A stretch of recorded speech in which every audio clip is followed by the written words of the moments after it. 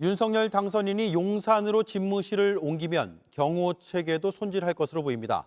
저희 취재 결과 지금처럼 막는 걸 줄이고 대신 AI 기술이 들어간 CCTV를 배치하는 걸 검토 중입니다. 이른바 개방형 경호 체계라고 합니다. 전다빈 기자입니다.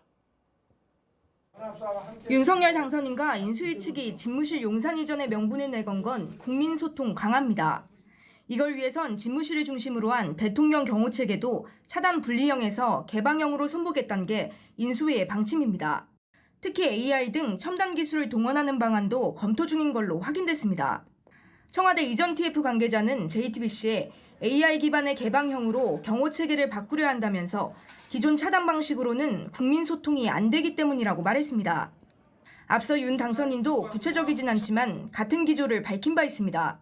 지금 경호 이 기술도 상당히 첨단화되어 있습니다. 그래서 국민들과 소통하고 국민 곁으로 다가가는데 불편함이 없도록 경호 체계도 좀 바꿔나갈 생각이고요. AI 기술이 탑재된 CCTV는 집무실 주변 유동인구의 행동 패턴을 분석할 걸로 보입니다. 패턴을 분석해 폭발물 소지 등 위험 행동이 감지될 경우 경호원이 긴급 출동해 정밀 검문 등 조치를 취하게 될 거란 겁니다. 대신 평시에는 집무실 주변에서 대통령에 대한 근접 경호를 완화해 시민 접촉면을 더 넓힐 계획입니다.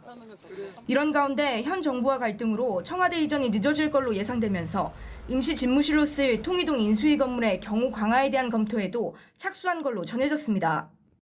다만 이전 TF 관계자는 임시 집무실에 방탄 유리 등까지 설치하는 건 예산이나 공사기간 등을 고려할 때 비효율적이라고 말했습니다. 이에 따라 경호 범위 확대나 인력 보강 등으로 임시 경호 강화 조치를 취할 가능성이 큽니다. JTBC 전다빈입니다.